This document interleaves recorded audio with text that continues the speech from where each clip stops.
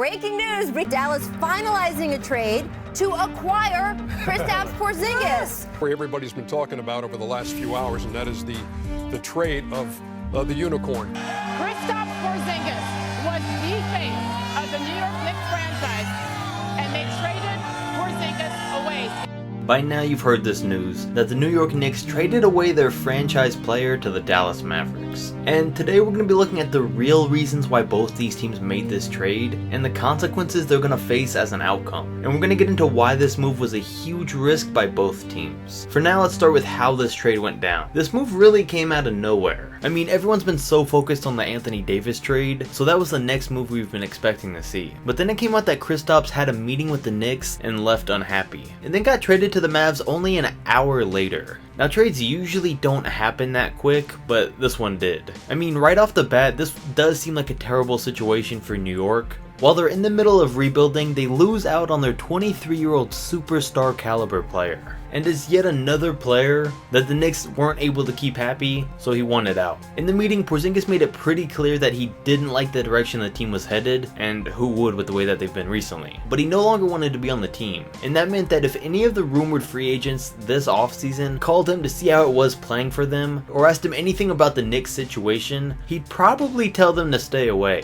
So they had no choice but to make the trade. And it's honestly the Knicks' fault that it even got to this point. Because, I mean, the team's been terrible since Melo's left, and they have gotten a few young guys with potential, but they've also had questionable signings and draft picks like Frank Ntilikina that don't look like they're going to end up translating to the NBA too well. And on top of that, you gotta remember that Kristaps has had to play through the Phil Jackson era and the Derek Fisher coaching era. So eventually there comes a time where enough is enough. But I mean, I will say it's surprising from Porzingis' point of view that he didn't at least want to wait until the offseason to ask for a trade after he sees if the Knicks are actually going to get a big name star in the draft or free agency or not. But that just shows that he was done with the organization as a whole and doesn't have faith that they'll be able to improve the team. But so let's look at what the Knicks got in return in this deal. Then we'll look at the Mavericks side of things. It's important to mention that the team did make an offer to trade Porzingis to the Pelicans for Anthony Davis, but the Pelicans turned it down. And I thought this would have been a good deal. New Orleans clearly needs to rebuild, so they could trade their star that's in its prime for a younger one at the same position, and the Knicks may be getting free agents this year, so to take a chance on Davis, who's been rumored to have wanted to go to New York anyways, would give them a top 5 player and really help them attract players in the offseason.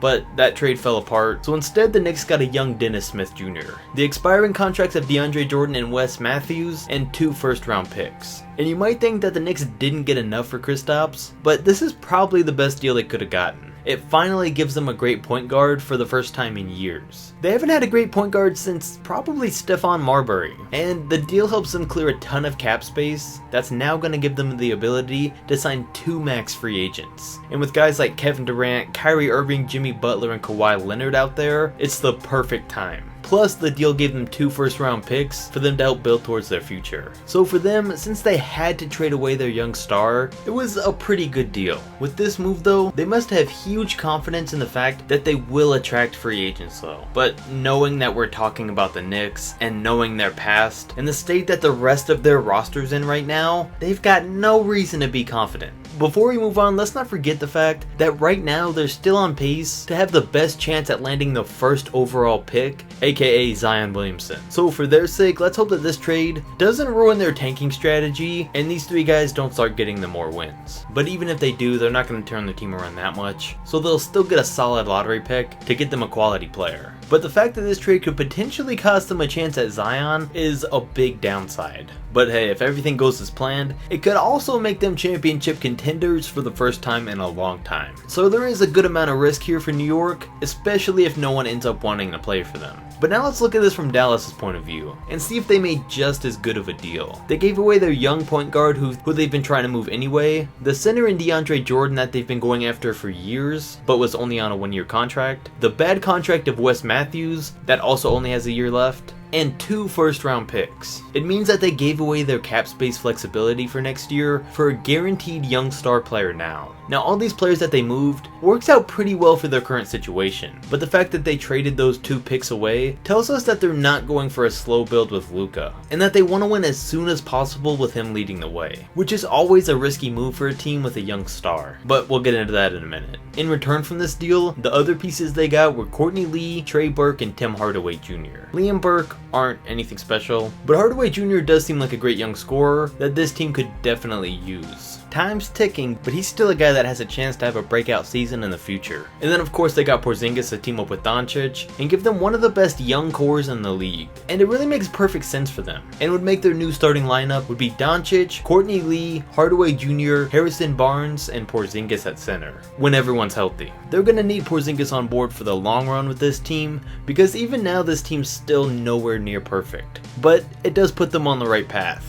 Doncic and Barnes have shown that they fit well together, and Hardaway Jr. may work out as the third scoring option, but I'm not too sure yet if his style is going to fit with the rest of them. And then Courtney Lee would do great as their top perimeter defender, but I think they'd be better off getting a power forward or center to pair up with Kristaps instead. They still definitely need more help off the bench, but it still seems like a great move for them because the young guys already look like stars right now, and the team still has years for them to fully develop, sign free agents, and draft more young players before they have to make a real run in the playoffs. And Dallas is without a doubt the perfect team for Porzingis. They've had Dirk Nowitzki his entire career. They know how to handle a type of player like him, and I've said it before, Porzingis is just Dirk Jr. But the Mavs also know what pieces to build around a player like him with, and they know what works because they were able to bring Dirk a championship. So that kind of environment and the fact that he'll actually have Dirk there to train with and learn from every day is one of the best things that could happen for his entire career. And honestly, I think himself and Luka will fit great together. Doncic has a great pick and roll game, and he's a great scorer and passer,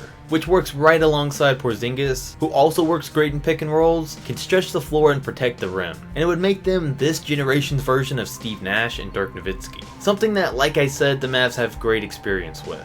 But none of that may even matter, because as soon as the trade went down, it was reported that Porzingis, who will be a restricted free agent this offseason, said that he was going to sign a $7.5 million qualifying offer this summer so he can become an unrestricted free agent as soon as possible, which would be in the summer of 2020. And that's not good news for Dallas, and honestly doesn't make too much sense for why Porzingis would do that. But shortly after, it looked like he calmed down a little bit because another report came out saying that even though he wasn't sure what he was going to do, he was going to at least give the Mavs a chance first before already planning his exit strategy. And that news is a little bit better to hear, but it's still not too great that he's going into this situation with that mindset, because it means that there's still a good chance that he ends up leaving. And on top of that, there's even more problems for Dallas already. The first is the fact that if he does want to stay, they're most likely going to have to give him a max contract to keep him over the other teams that try to offer him one. And we're talking a 5-year, $150 million contract for a guy that they don't even know if he'll fully recover from this ACL tear. And that leads us into the second problem,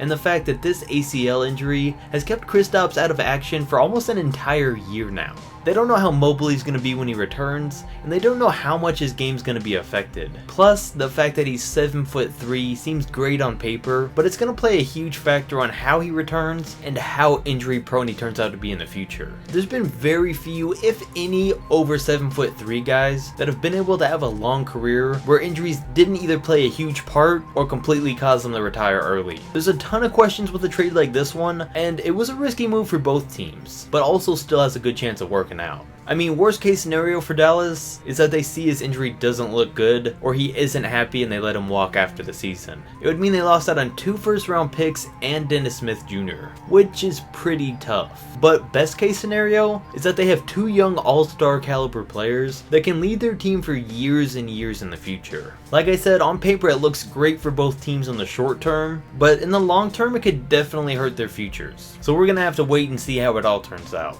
It's hard to pick a side though, because with teams like the Clippers and the Lakers that have the space to sign 1 or 2 max players already, the Knicks may quite have possibly just given away their franchise player for Dennis Smith Jr., because he's the real only thing New York has to attract free agents, while the Clippers have a team that has a whole roster of great players that held down the top spot in the West for a while, and the Lakers have LeBron James. So there's a good chance that they get nobody, or end up with the worst of the big names like Jimmy Butler, which means in my opinion that the Mavs definitely won the trade. We'll see the real winner once the offseason comes around. For now though, comment down below who you guys think won this trade and how these scenarios are going to turn out for both teams. And if you enjoyed the video, as always don't forget to like, subscribe, and I'll catch you next video.